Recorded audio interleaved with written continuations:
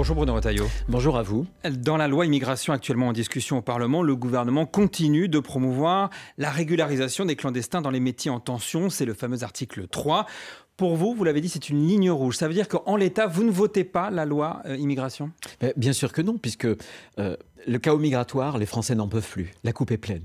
75% des Français pensent qu'il y a trop d'immigrés en France, et y compris désormais une majorité de sympathisants LFI, une majorité de sympathisants de gauche pensent qu'il y a trop d'immigration. Donc il faut la maîtriser. Mais comment voulez-vous maîtriser une immigration si vous ouvrez des brèches, si vous voulez régulariser des clandestins, c'est-à-dire des personnes, des individus qui sont entrés frauduleusement en France? Ça n'est pas possible. J'ajoute en plus que il s'agit de ne pas donner évidemment de prime à la fraude, mais surtout, vous avez aujourd'hui 560 000 étrangers qui, eux, sont en situation régulière et qui pointent au chômage. Vous avez 1 400 000 jeunes qui sont ni en emploi... Ça veut dire que ce n'est pas un principe de réalité, malgré tout, de venir régulariser des gens qui travaillent réellement déjà? C'est un laxisme. C'est simplement pour faire plaisir, pour faire risette à l'aile gauche de la Macronie. Mais vous pensez que le gouvernement va reculer, Bruno Retailleau, sur ce point? Je pense que non, parce que vous avez Gérald Darmanin a Borne besoin de ce fétiche-là pour sa propre gauche, pour dire, regardez, on est ferme, mais en même temps, on sera un peu humaniste, c'est-à-dire laxiste. Mais pourtant, vous avez dîné avec Elisabeth Borne et elle a pris ses distances avec cet article 3. Je pense qu'elle a pris ses distances. Oui, je pense qu'elle a pris ses distances parce que cet article 3, ça n'est pas sa commande à elle. Mais en réalité, malicieusement, elle laisse faire son ministre de l'Intérieur. Sur cet article 3, Gérald Darmanin, vous en parliez, il pointe l'attitude des Républicains, des parlementaires LR qui viennent le voir et qui lui disent « J'ai besoin de régulariser ma nourrice ». Est-ce que ce n'est pas la grande hypocrisie, Bruno Retailleau? Pas du tout, il y a une grande différence. C'est ça qui est fondamental et qu'il faut que vos auditeurs comprennent bien. Ce que le gouvernement veut, c'est qu'il y ait un droit automatique pour les clandestins qui travaillent dans les secteurs en tension, et tous les secteurs aujourd'hui sont en tension, un droit automatique à la régularisation. Mais ça pourrait être corrigé. Aujourd'hui, qu'est-ce qui se passe? Le préfet a un pouvoir régalien, discrétionnaire, pour régulariser des gens qui sont méritants. Ils travaillent, certes, mais ils sont assimilables. Ils partagent nos valeurs. Il y a une grande différence. D'abord, la différence, c'est une différence de nombre. Si vous régularisez tout le monde, c'est la masse. Et quelques milliers de personnes, dit le gouvernement, c'est pas la masse. Non, mais quelques milliers de personnes. Aujourd'hui, c'est quelques milliers de personnes. Mais si vous inscrivez dans la loi un droit automatique à la régularisation, vous fraudez en France, vous serez régularisé. Vous dites au monde entier, venez pénétrer nos frontières illégalement, vous inquiétez pas. Vous aurez un job et surtout, on va vous régulariser. C'est pas possible. Comme le dit Agathe, vous pourriez modifier ça. Vous pourriez introduire dans la loi le fait que ça ne soit pas éventuellement automatique. On ne veut pas que ça bouge. Nous, c'est clair, on veut reprendre le contrôle du chaos migratoire. Pour reprendre le contrôle du chaos migratoire, les choses sont simples. Pas de faiblesse. Pas de petite brèche. Ça veut dire que vous, jamais, vous n'avez demandé à un préfet, à un ministre, un coup de pouce, un coup de main pour avoir une régularisation en Vendée? Mais sans doute que si, pour des gens qui sont méritants. Mais voyez, vous n'avez pas compris, vous ne m'avez pas écouté. C'est la différence qu'il y a. C'est qu'un préfet, il va constater qu'il y a quelqu'un qui travaille, mais que ce quelqu'un ou quelqu'une, elle est méritante et qu'elle partage les principes de la République. Mais quelqu'un qui travaille depuis des années, il est méritant ou pas? Mais il y a des islamistes. Est-ce que vous vous souvenez? Il y a des islamistes qui ont tué des Français, qui occupaient des postes de travail. Bruno Retailleau, il y a des garde-fous à cet article. Attendez, je réponds. Il y a des islamistes qui travaillaient. En quoi le fait de travailler est une preuve de bonne conduite et d'intégration à la République, de respect des principes républicains? C'est pas le seul critère. Vous mettez n'importe qui derrière une machine, y compris un dangereux terroriste, et alors vous allez le régulariser? Moi, je veux pas ça. Je veux pas ça. Et les Français non plus ne veulent pas. Pardon, Bruno Retailleau, mais vous vous arc-boutez sur ce texte alors qu'il est loin de représenter l'essentiel de la loi qui vise à faciliter les expulsions. Il y a par exemple l'article 9 et l'article 10. Et Beauvau, parlons-en. Parlons-en. Et Beauvau, le ministre de l'Intérieur, explique que grâce à cette loi, l'assassin d'Arras, de Dominique Bernard, aurait pu être expulsé parce qu'il ne pouvait pas l'être parce qu'il était arrivé avant 13 ans en France. Et pourquoi c'est faux alors? Parce que dans le texte original de M. Darmanin, qu'on a un peu durci déjà, avec un premier passage en commission des lois du Sénat. Dans le texte initial qu'a proposé Gérald Darmanin, il fallait que l'individu, pour être expulsable, puisse être condamné avec une peine, il soit passible d'une peine de 10 années. On l'a réduit à 5. Le Tchétchène, le Caucasien, Je vous pose la question. Il n'avait pas été condamné. Eh ben non. Sauf que non. Patrick Stefanini, que vous connaissez bien, qui a été le bras droit de François Fillon, il a dit, lui, dans les médias, que cette loi aurait permis d'expulser l'assassin d'Arras. Parce qu'il y a aussi l'article 10 qui permet de prendre une mesure d'OQTF, d'obligation de quitter le territoire à l'encontre de quelqu'un, même s'il n'a pas été condamné, c'est ça? On va essayer d'être très simple. Très simple. Vous avez raison, mais... il y a deux articles, 9 et 10. Il y a l'expulsion et il y a l'OQTF. L'OQTF, ça veut dire une obligation de quitter le territoire français. Quelle est la différence entre les deux? Est-ce que vous connaissez le taux d'exécution des réussites des OQTF? C'est très faible. Moins de 7%. 6,9%. Le taux maintenant de réussite des expulsions, c'est 49%. Vous voyez qu'il n'y a pas photo du tout. Mais surtout, l'expulsion, elle n'est pas susceptible de recours. Elle n'est pas suspensif en plus. Et lorsque un étranger est expulsé, il n'y a pas de ticket retour. L'OQTF, vous allez devant le juge, vous interrompez tout. Et surtout, l'individu peut revenir ensuite sur le sol français. Donc vous voyez bien que, là encore, il y a une filouterie. Des OQTF, mais donc vous reconnaissez que le texte aurait permis de prendre une OQTF? Non, je ne reconnais rien du tout. Au contraire, il ne l'aurait pas pu. Voilà. Avec ce que nous allons faire, nous, la proposition que nous allons faire, c'est que nous, on va supprimer toutes les exceptions qui trouvent la règle. Là encore, j'essaie de faire œuvre de pédagogie. En France, on peut expulser des individus très dangereux qui présentent une menace grave pour l'ordre public. Mais tout de suite, la loi dit « Ah oui, mais il y a plein d'exceptions », dont des gens qui sont arrivés avant l'âge de 13 ans. C'était le cas de ce Tchétchène qui a assassiné lâchement, dans une cour d'école d'un lycée, un professeur de français, Dominique Bernard. Eh bien, nous, on va dire, OK, il y a la règle, mais c'est terminer les exceptions. Parce que les exceptions tuent la règle. Et ces exceptions tuent aussi des Français. Donc, je vais présenter un amendement qui va dire, maintenant, il y a une règle, l'expulsion, il y a une menace grave, un individu dangereux, eh bien, c'est dehors. Il n'y a pas d'exceptions qui pourront affaiblir la règle. C'est ça qu'on va nous porter. Bruno Retailleau, on se retrouve dans un instant, juste après le fil info de Valentine Lettès à 9h40. Les appels à un cessez-le-feu sont des appels à se rendre face au Hamas, estime Benyamin Netanyahou. Pour le Premier ministre israélien, pas question, vous l'aurez compris, de stopper les frappes sur la bande de Gaza pour l'instant. 15e déclenchement du 49.3 par Elisabeth Borne. La Première ministre engage cette fois la responsabilité de son gouvernement sur la partie dépenses du budget de la Sécu pour 2024, après l'avoir fait sur la partie recettes. Toujours 7 gardés à vue à Marseille, après les incidents graves avant le match de foot contre Lyon avant-hier soir. L'entraîneur de l'OL s'est vu prescrire 30 jours d'interruption temporaire de travail. 3 enquêtes sont ouvertes. Des vents jusqu'à 180 km/h sur les crêtes, 150 km/h sur le Cap Corse. Vigilance orange pour vent violent dès 10 h en Haute-Corse. D'après Météo France, les rafales deviendront de plus en plus violentes au cours de la matinée. France Info. Le 8-30 France Info, Agathe Lambray, Jean-Rémy Baudot. Toujours avec Bruno Retailleau, président du groupe Les Républicains au Sénat. On parle à l'instant de la loi immigration. Si on comprend bien, donc Bruno Retailleau, un peu plus de 2 semaines après l'assassinat de Dominique Bernard par un ingouche qui n'était pas expulsable, vous assumez de dire, s'il y a l'article 3 dans la loi, on ne la votera pas.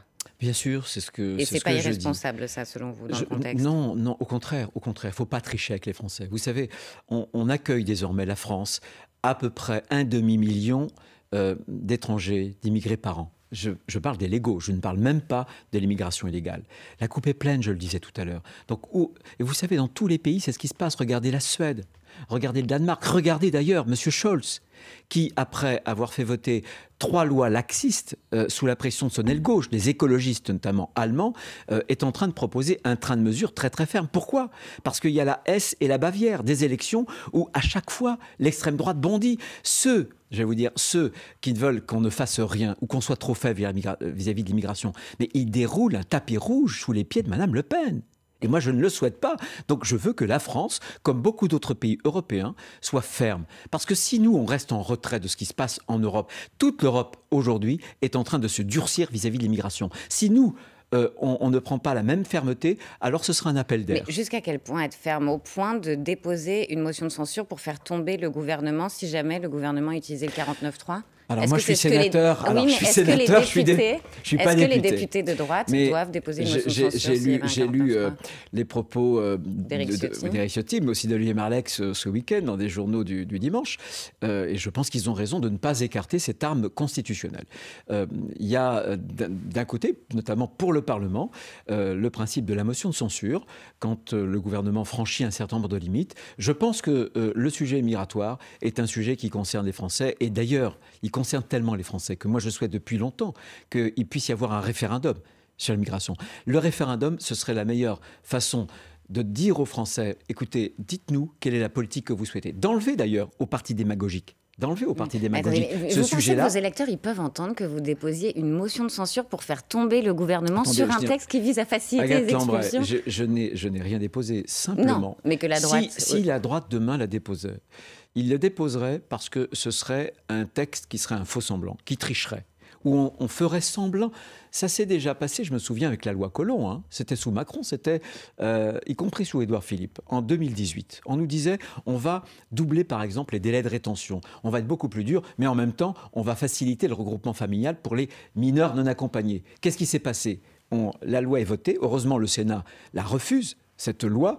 Et l'année d'après, la France subissait, là encore, une véritable vague migratoire. Et il y avait des records d'immigration qui étaient battus dans notre pays. Donc vous voyez bien, il ne faut pas voter, il ne faut pas tricher.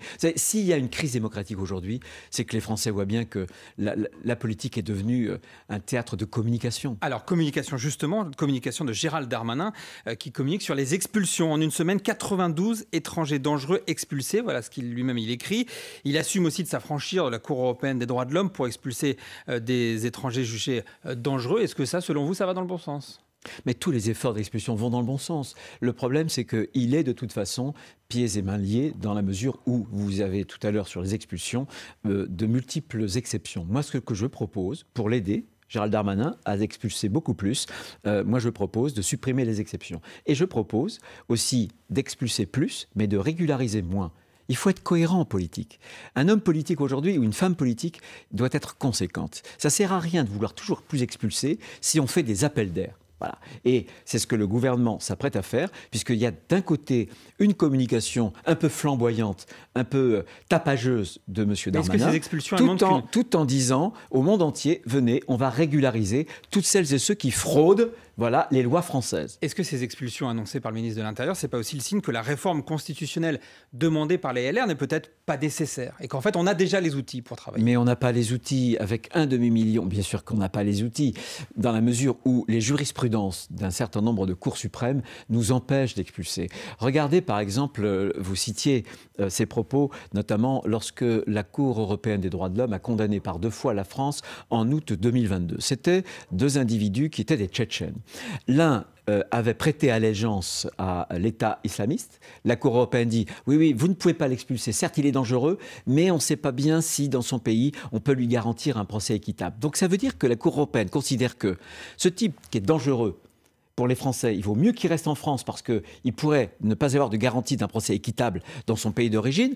Et moi, je dis qu'on doit voir de temps en temps, bien sûr qu'il y a les droits des individus, mais quand un individu est dangereux, il retourne dans son pays d'origine. Vous êtes d'accord avec Gérald Darmanin aujourd'hui? Eh bien sûr. Oui. Et dans l'autre cas, en plus, on nous dit qu'il ne faut pas l'expulser en Russie, alors qu'on s'aperçoit qu'il avait fait des séjours de vacances en Russie. Non mais on se roule sous la table. On se roule sous la table. Bruno Retailleau, Emmanuel Macron veut inscrire l'IVG dans la Constitution pour aboutir. La révision constitutionnelle devra être votée par les parlementaires réunis en Congrès. Vu la relative unanimité que suscite ce projet, est-ce que vous le voterez ? Je pense que je ne le voterai pas. Je n'avais pas voté au Sénat. Je vais vous dire, on constitutionnalise un droit lorsqu'on estime que le droit est menacé. Or, aujourd'hui, la loi Veil n'est pas menacée. Aucun parti en France, y compris les plus extrêmes, ne propose l'abrogation de la loi Veil. Mais demain ? Ensuite, j'observe que l'an dernier, il y a eu un record d'avortements en France, 230 et quelques mille. Et enfin, ce que je voudrais dire, c'est que le Conseil constitutionnel, on en parlait il y a quelques instants, a déjà, à plusieurs reprises, constitutionnalisé la liberté de l'avortement comme une liberté fondamentale de la femme.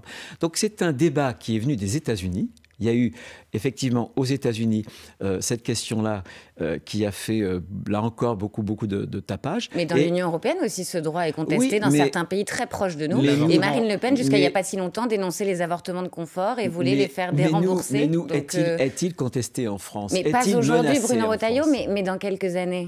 Je vais vous dire, mais oui, mais à ce moment-là, inscrivons dans la Constitution aussi le fait d'interdire le port d'armes, puisqu'aux États-Unis, on voit bien qu'il y a des dizaines et des centaines de personnes qui sont tuées tous les ans avec ces ports d'armes. Attendez, Bruno Retailleau, à titre personnel, vous êtes contre l'avortement ou vous êtes pour l'avortement? Non, je suis totalement pour la loi Veil. À titre personnel, vous êtes pour la loi Veil? Bien sûr, je pense qu'il faut que la loi Veil s'applique. Voilà. Mais vous venez de la comparer au port d'armes, là. Je ne compare pas, je disais simplement, en parlant du port d'armes, que les débats américains, il y a un débat américain sur le port d'armes. Eh bien, on n'a pas à les importer sur le territoire national parce que nous, on est un peu gaulois et les querelles, on s'y connaît. Mais c'est pas. Donc, si en plus on rajoute des querelles qui n'ont pas lieu d'être, c'est des débats européens qui se posent dans des tas de pays, notamment. Mais il n'y a pas de fondement. Il n'y a pas de fondement. Il n'y a pas objectivement en France. Ce droit, il est constitutionnalisé. Vous voyez ce que je dis? Vous m'entendez? Il est déjà constitutionnalisé. Il n'y a jamais eu autant d'avortements et aucun parti de gouvernement ou non de gouvernement ne propose cette abrogation. Pourquoi est-ce que Emmanuel Macron le propose? Tout simplement, c'est une diversion. Je parlais de communication, ce qui tue la politique. Pourquoi les Français se détournent de la politique? Parce qu'ils sentent bien que la politique est devenue un théâtre de communication, où c'est la diversion qui règne. Diversion par rapport à quoi? Et on fait du sociétal quand on échoue sur le social. Regardez l'inflation, regardez les pouvoirs d'achat des Français. Et quand on ne réforme pas, on veut réviser la Constitution comme un ersatz de réforme pour se dire, écoutez, au moins, voilà, ma grande œuvre, j'ai révisé la Constitution. Bon, notons que l'inflation, elle ralentit en octobre à 4%, après avoir été à 4,9% en septembre. C'est les chiffres qui viennent de tomber, les chiffres de l'INSEE. Oui, mais croyez-moi, le pouvoir d'achat des Français, malheureusement, l'inflation alimentaire est beaucoup plus élevée lorsqu'ils font leurs courses au supermarché. Bruno Retailleau, on se retrouve dans un instant après le fil info de Valentine Lettès à 8h50 sur France Info. Bruno Le Maire salue une économie française qui se tient malgré un environnement dégradé, ajoute le ministre de l'économie. La croissance du PIB, le produit intérieur brut, augmente d'un petit dixième de point au troisième trimestre. Le Croissant Rouge palestinien rapporte de nouvelles frappes cette nuit près d'un hôpital de Gaza. Le bâtiment tremble, les civils réfugiés à l'intérieur comme les équipes au travail sont en proie à la peur et à la panique, écrit l'organisation sur le réseau social X. En France, un oligarque russe placé en garde à vue. Arrêté à Saint-Tropez, ce proche de Vladimir Poutine est en partie soupçonné d'avoir violé les sanctions qui lui sont imposées par l'Union européenne depuis le début de la guerre en Ukraine. L'équipe de France féminine de foot sur le pont ce soir. C'est la 4e journée de Ligue des Nations. Les Bleus affrontent la Norvège à Reims. Coup d'envoi à 21h. France Info. Le 8-30 France Info, Agathe Lambray, Jean-Rémy Baudot. Toujours avec Bruno Retailleau, président du groupe Les Républicains au Sénat. Israël a intensifié son offensive ce week-end dans la bande de Gaza. Emmanuel Macron avait estimé juste avant qu'une offensive terrestre serait une erreur. Aujourd'hui, quelle voix doit porter la France et faut-il appeler Israël à la retenue? Ce qui est incroyable, c'est que j'entendais ce matin que le plus jeune des otages avait 9 mois. Qui parle de cette barbarie encore? Qui parle de ces femmes qui étaient enceintes, qui ont été éventrées? Et ces bébés, innocents évidemment, qui ont été décapités par le Hamas. Le Hamas, c'est un mouvement terroriste. Le Hamas ne veut pas la libération de la Palestine.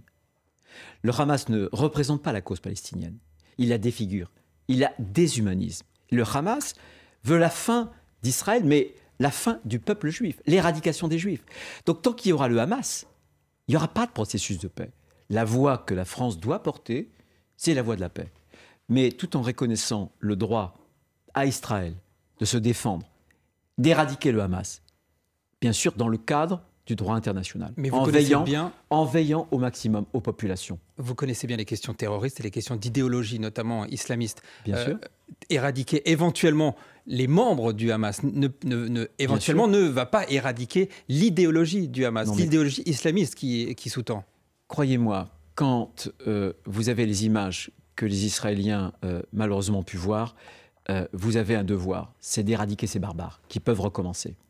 Bien sûr. Il faut se tenir aux côtés d'Israël, tout en promouvant, c'est ce qu'a fait toujours la France depuis le général de Gaulle, une solution à deux États. Parce qu'il faut offrir aussi à la cause palestinienne un débouché, une espérance. Donc vous n'êtes pas d'accord avec Éric Ciotti, alors qu'il dit que la solution à deux États fait partie du catéchisme diplomatique. Vous reprendriez ces propos? Non, je ne le reprendrai pas. Donc vous êtes plutôt sur la ligne quoi, Dominique de Villepin? Pardon, parce que ça fait depuis quelques jours qu'on entend des lignes très différentes à droite. Je ne suis pas sur la ligne Dominique de Villepin. Je sais que la solution de deux États, au moment où je vous parle, elle paraît totalement utopique. Elle paraît illusoire. Mais alors, quelle autre solution? Quelle autre solution? On voit bien que... Et j'ai beaucoup aimé les propos de Joe Biden lorsqu'il est allé... il a été le premier chef d'État à aller en Israël. Il a dit très précisément ceci. Il a dit « justice doit être faite ». Justice doit être faite. Mais ne commettez pas les erreurs que nous avons commises après le 11 septembre. Quelles sont ces erreurs? On sait depuis 30 ans qu'il n'y a pas de victoire militaire s'il n'y a pas de solution politique.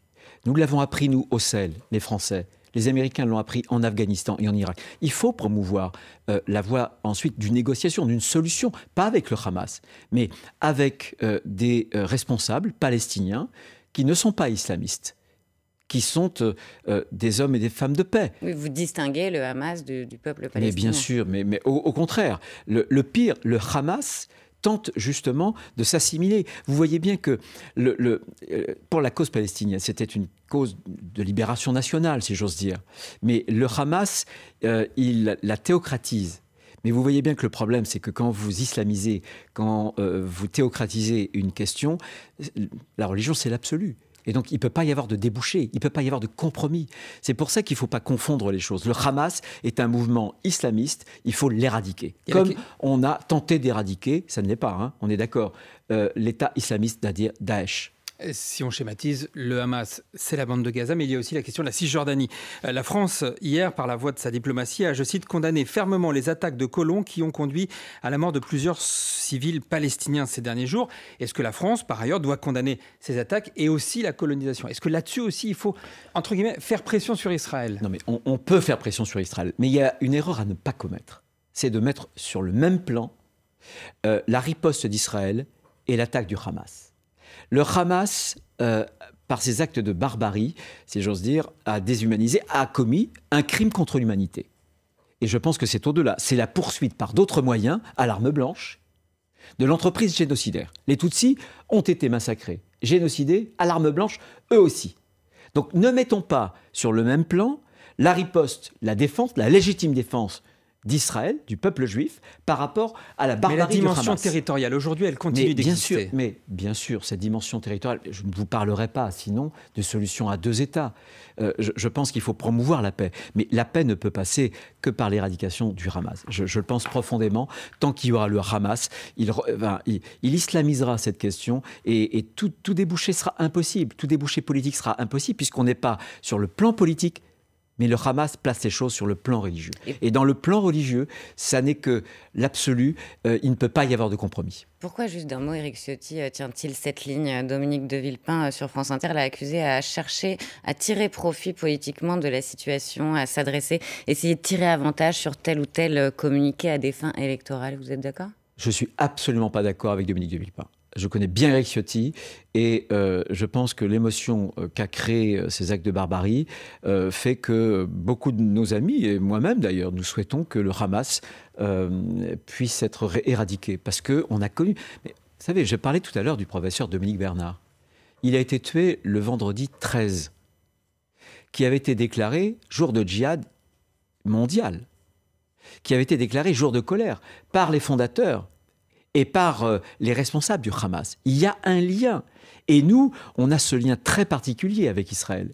C'est qu'on a connu la morsure sanglante de la bête immonde de l'islamisme. Ce qu'a connu Israël, c'est un Bataclan en grand, un Bataclan à ciel ouvert. Et quand vous voyez ce qui s'est passé dimanche soir à l'aéroport russe au Daghestan, qui a été pris d'assaut par la France. L'antisémitisme, c'est abominable. Vous parlez de pogrom aussi. C'est le pogrom, et malheureusement, et on le voit bien, aujourd'hui, le monde musulman, pas tous les musulmans, mais le monde musulman est traversé par un courant antisémite très très puissant. Comment est-ce qu'on fait? Et ça va du Caucase au territoire perdu de la République, ici en France. Justement, comment est-ce qu'on fait en France pour éviter que ce conflit ne s'internationalise, ou en tout cas qu'il s'importe sur notre territoire et que les Juifs de France notamment puissent en souffrir? Ils en souffrent déjà. Oui, mais comment est-ce qu'on inverse la situation? Comment est-ce qu'on peut les actes travailler cette antisémites situation? ont bondi. 819 actes antisémites depuis le 7 octobre. Comment vous l'expliquez? Parce qu'il y a un encouragement, parce qu'il y a un antisémitisme aujourd'hui qui est porté par la vague islamiste. C'est ça l'antisémitisme actuel? C'est un antisémitisme qui vient de là, de la vague islamiste? Cet antisémitisme-là est très particulier. L'antisémitisme en France a muté. Jadis, il a été d'extrême droite et il a muté. Et je dois dire qu'en parlant de cet antisémitisme qui se cache souvent derrière l'antisionisme, cet antisémitisme-là trouve des relais, notamment à l'extrême gauche, avec M. Mélenchon et ses propres amis. Et c'est ça qui est grave.